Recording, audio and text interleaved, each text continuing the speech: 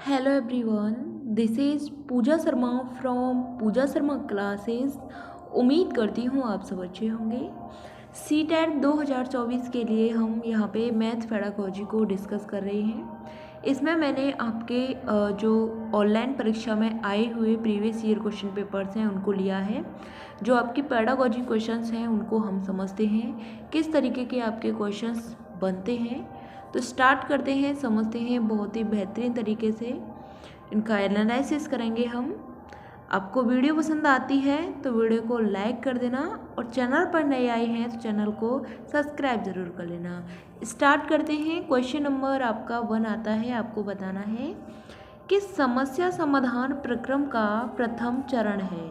समस्या समाधान प्रक्रम का प्रथम चरण आपको बताना है क्या हो जाता है। तो ऑप्शन 1 आता है आपका परिकल्पना की जांच होता है। ऑप्शन 2 आता है कि समस्या को परिभाषित करना होता है या परिकल्पना का निर्माण करना होता है या फिर समस्या की पहचान करना होता है।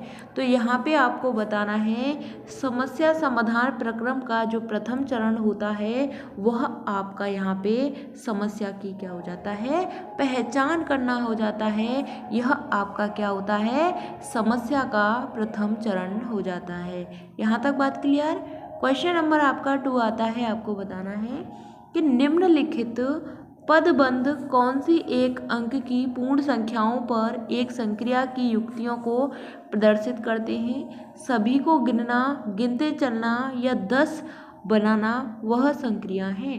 तो वह कौन सी संक्रिया हो जाती हैं। तो ऑप्शन 1 आता है आपका यहाँ पे जोड़ योग होता है, गुणन होता है, भाग होता है या फिर व्यकलन या फिर घटाव होता है। तो आपको बताना है कि निम्नलिखित पदबंध कौन सी एक अंक की पूर्ण संख्याओं पर संक्रिया की युक्तियों को प्रदर्शित करते हैं। सभी को गिनना, गिनते चलना या फिर 10 बनाना वह संक्रिया आपकी क्या कहलाती है। तो यह आपकी यहाँ पे जोड़ कहलाएगी। क्या कहलाएगी, योग कहलाएगी। क्यों कहलाएगी कि उसको गिनना है, गिनते हुए चलना है, फिर उसका 10 बनाना है। यानी कि यहाँ पे आपको 2 है, ठीक, फिर 3 है, ठीक, फिर यहाँ पे आपको यहाँ पे 4 दे दिया, फिर +1, यानी यह आपका क्या हो जाता है, 10 हो जाता है। तो 10 बनाना है। यह कौन सी प्रक्रिया कहलाती है। तो यह आपकी जोड़ कहलाती है यानी योग कहलाती है। क्वेश्चन नंबर आपका 3 आता है कि एक समुच्चय में वस्तुओं की संख्या गिनते समय एक बच्चा कुछ वस्तुओं को 2 बार गिनता है और बच्चे में कौन सी संख्या पूर्व संकल्पना को सुदृढ़ करने की आवश्यकता है। तो यह बताना है क्या कहलाता है। तो यह आपकी एककी संगति कहलाती है, वर्गीकरण कहलाता है या पदानुक्रमिक समावेशन कहलाता है या पहचान यानी कि अभिनिर्धारण कहलाता है। क्वेश्चन नंबर 3 का आपको बताना है कि एक समुच्चय में क्या बताना है, एक समुच्चय में वस्तुओं की संख्या गिनते समय एक बच्चा कुछ वस्तुओं को 2 बार गिनता है। बच्चे में कौन सी संख्या पूर्व संकल्पना को सुदृढ़ करने की आवश्यकता है। तो यह आपका सही आंसर आपका ऑप्शन नंबर 1 हो जाता है। यह आपकी एककी संगति कहलाती है। क्या कहलाती है, एककी संगति कहलाती है। यानी कि समुच्चय में वस्तुओं की संख्या गिनते समय एक बच्चा वस्तुओं को 2 बार गिन रहा है तो यह आपकी एककी संगति कहलाती है।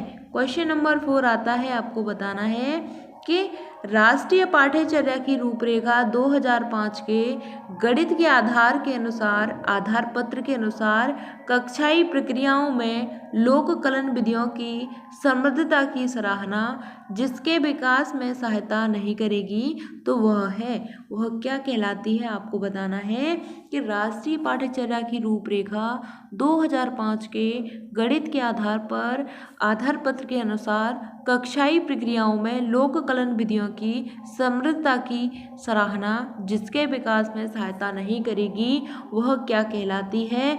तो ऑप्शन बनाता है आपका सांस्कृतिक मूल्य कहलाती है, मानक कलन कहलाती है या बच्चे का गणितीय बोध कहलाती है या बच्चे का विश्लेषण कौशल कहलाती है।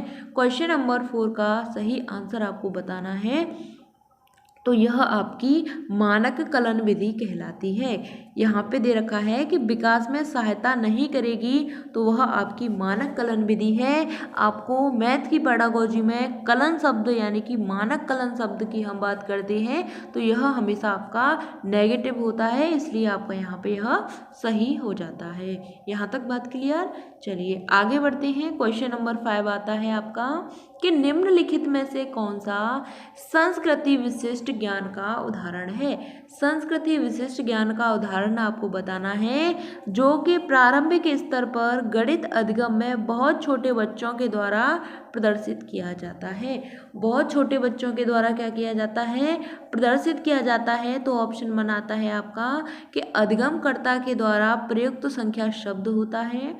ऑप्शन 2 आता है कि संख्या संक्रियाएं होती हैं। ऑप्शन 3 आता है दिक्स्थान संबंधी समझ होती है। ऑप्शन 4 आता है आपका कि गणितीय पहेलियां आदि हल करना होता है। क्वेश्चन नंबर 5 का आंसर बताना है कि निम्नलिखित में से कौन सा संस्कृति विशिष्ट ज्ञान का उदाहरण है जो कि प्रारंभिक स्तर के गणित अधिगम में बहुत छोटे बच्चों के द्वारा प्रदर्शित किया जाता है। तो इसका सही आंसर होता है आपका ऑप्शन नंबर यहाँ पे 1। यह आपका अधिगमकर्ताओं के द्वारा प्रयुक्त संख्या शब्द हो जाता है जो छोटे बच्चों के द्वारा क्या किया जाता है, प्रदर्शित किया जाता है। बाकी आपके यहाँ पे सभी गलत हो जाते हैं। क्वेश्चन नंबर आपका 6 आता है। आपको बताना है कि निम्नलिखित में से कौन सा कथन गणित के अधिगम के संबंध में सही है। निम्नलिखित में से कौन सा कथन गणित के अधिगम के संबंध में सही है। तो ऑप्शन बनाता है आपका कि लड़कियों में लड़के गणित अधिक सीखने में बेहतर होते हैं, यानी लड़कियों की तुलना में जो लड़के होते हैं वह गणित सीखने में बेहतर होते हैं, अच्छे होते हैं। ऑप्शन 2 आता है कि विशेष आवश्यकताओं वाले बच्चों के लिए अलग कक्षाएं होनी चाहिए क्योंकि वे अन्य बच्चों के साथ नहीं सीख सकते हैं। ऑप्शन 3 आता है कि प्रत्येक व्यक्ति गणित सीख सकता है। ऑप्शन 4 आता है गणित में प्रक्रियात्मक प्रवाह सदैव अवधारणात्मक स्पष्टता की ओर ले जाएगा। तो यहाँ पे बताना है कि निम्नलिखित में से कौन सा कथन गणित के अधिगम के संबंध में सही है। तो क्वेश्चन नंबर 6 का सही आंसर होता है आपका यहाँ पे ऑप्शन नंबर 4। यह आपका गणित में प्रक्रियात्मक प्रवाह सदैव अवधारणात्मक स्पष्टता की ओर ले जाएगा। तो ऑप्शन नंबर 4 आपका यहाँ पे सही आंसर हो जाता है।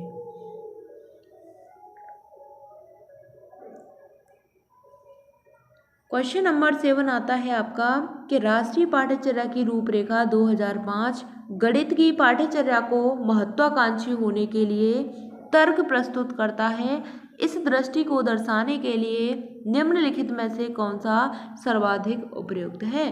तो आपको बताना है कि राष्ट्रीय पाठ्यचर्या की रूपरेखा 2005 गणित की पाठ्यचर्या को महत्वाकांक्षी होने के लिए तर्क प्रस्तुत करता है। इस दृष्टि को दर्शाने के लिए निम्नलिखित में से कौन सा सर्वाधिक उपयुक्त है।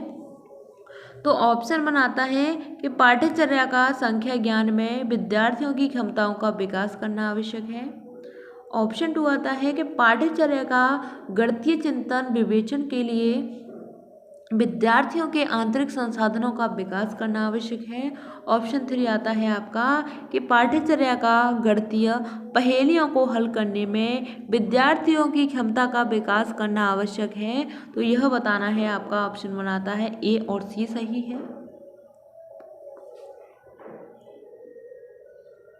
केवल बी सही है या ऑप्शन 3 आता है बी और सी सही है। ऑप्शन 4 आता है ए और बी सही है। तो आपको बताना है कि कौन सा यहाँ पे महत्वाकांक्षी होता है, किसके अनुसार, एनसीएफ 2005 के अनुसार। तो यहाँ पे हम बात करते हैं, इसका सही आंसर होता है कि पाठ्यचर्या का संख्या ज्ञान में विद्यार्थियों की क्षमता का विकास करना क्या होता है, आवश्यक होता है।